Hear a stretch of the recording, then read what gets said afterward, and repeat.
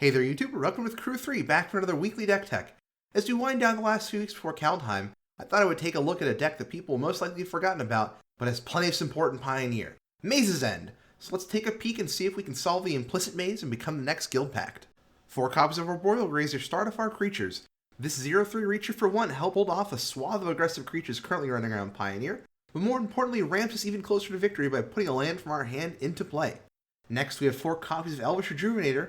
This 1-1 for 3 lets us look at the top 5 cards of our library and put a land from among them into play. So not only do we get an extra land in play, but we have some selection to pick a gate we still need in our count to 10.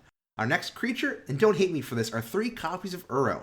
What can I say? I know while Uro isn't the most exciting thing in the world, but he puts a land into play and keeps us alive against aggressive decks, which are 2 things we really need. 3 copies of Fade wishes round out our creature slots, allowing us to have access to a small toolbox sideboard plan, and since it can tutor for any non-land card, lets us even tutor up a Maze's End. For spells, we start with 4 Growth Spiral, which again like Uro, helps keep our hand full of cards and puts another land into play, which are 2 things we definitely want to do. Next we have 4 copies of Gates Ablaze to wipe the board of any early aggressive creatures, and mid-range creatures, and late-game creatures, because wow does this card scale up fast to how quickly we can put Gates into play. Lastly, we have 4 copies of Circuitous Route, because the only thing better than putting 1 gate into play is putting 2 gates into play. It also allows us to tutor up any gate we want, meaning we always have the opportunity to get any 2 gates we need in that count to 10. Rounding out our non-lands are 4 copies of Guild Summit, letting us draw a card anytime we have a gate enter the battlefield, and as an added bonus, we can tap down any extra untapped gates if we play a copy late game to immediately draw that many cards. Meaning, even if we're out of lands in hand, we can still play one and get some benefit out of it, so it isn't just a do-nothing enchantment. Lastly, we have 3 copies of Shark Typhoon to give us an emergency blocker while letting us draw a card, or late game it lets us make multiple sharks to win the game. For this deck tech, I'm splitting the lands into 2 categories, gates and non-gates.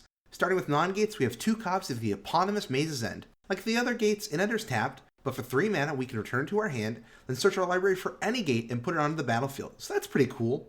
But if we control 10 or more gates with different names, when the ability resolves, we win the game! Maze's End also benefits from being non-legendary, meaning if we have multiples we can pick up our maze solving pace. Now, since most of our mana base enters the battlefield tapped, we do need a little help to play on curve, so we're playing 3 Breeding Pool and 1 Stomping Ground, giving us the chance at an untapped land when we need it. Then we have 3 copies of Plaza of Harmony, which gains us 3 life if we control any 2 gates, and then taps for any color of mana our gates can make. Finishing off our non-gates are 2 copies of Forest. Now on to the gates.